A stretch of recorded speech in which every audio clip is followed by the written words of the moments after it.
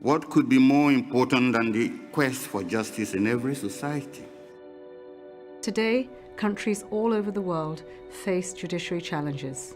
It comes in many forms, from political interference to outright attacks on the independence of the judiciary. Sometimes judges have the best of the intentions, but they don't think about the problem before it happens. I have seen many places where the judges are so inadequately resourced that the temptation to yield to corruption is very great. This problem of lacking integrity is a serious issue between the judiciaries, and we have to face that. And if the judges are not going to speak about that, who will? All the mechanisms and safeguards enshrined in laws and rules for the administration of justice will be futile in the absence of judicial integrity.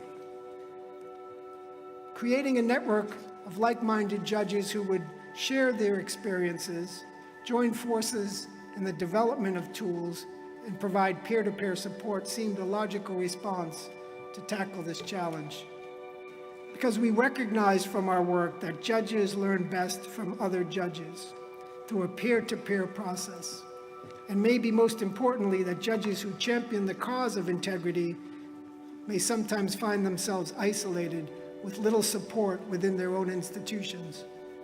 If you have an ethical judiciary, you build the public confidence. When two parties come before the judiciary, they must come before a judiciary whom they can trust.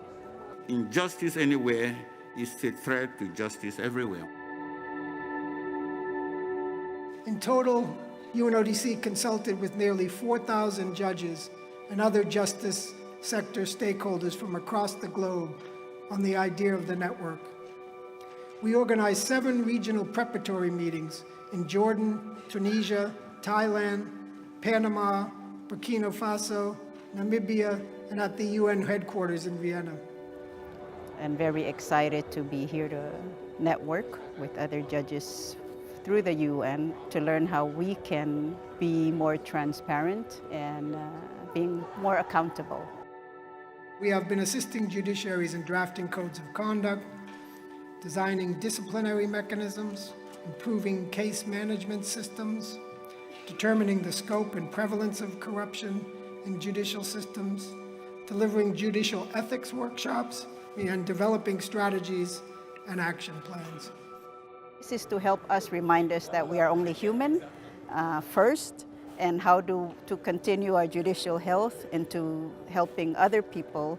We need to remember our shortcomings and how to deal with them so that we can do the best jobs we can.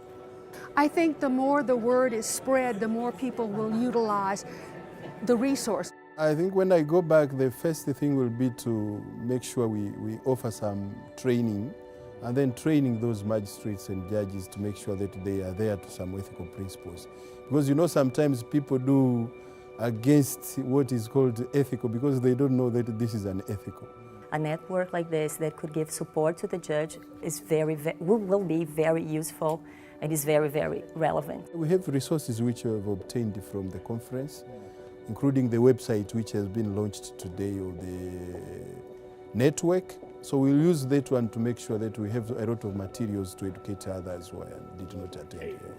I think the usefulness here is that across countries there might be a dialogue, a transnational dialogue, and some consensus reached about overarching principles that we can all agree on. But hopefully the availability of this information on the web will be useful to that judge in Texas and elsewhere. From the very beginning, what I learned that we speak the same language, and our goals are mostly the same, and that we are very easily to understand each other regardless from what country we are coming from. Today, we bring all the judiciaries of the world together and coming up with ideas which will strengthen the judiciary of the world to ensure that people trust in the judicial system of the world. Together, I believe that we can build a better and more just world for all.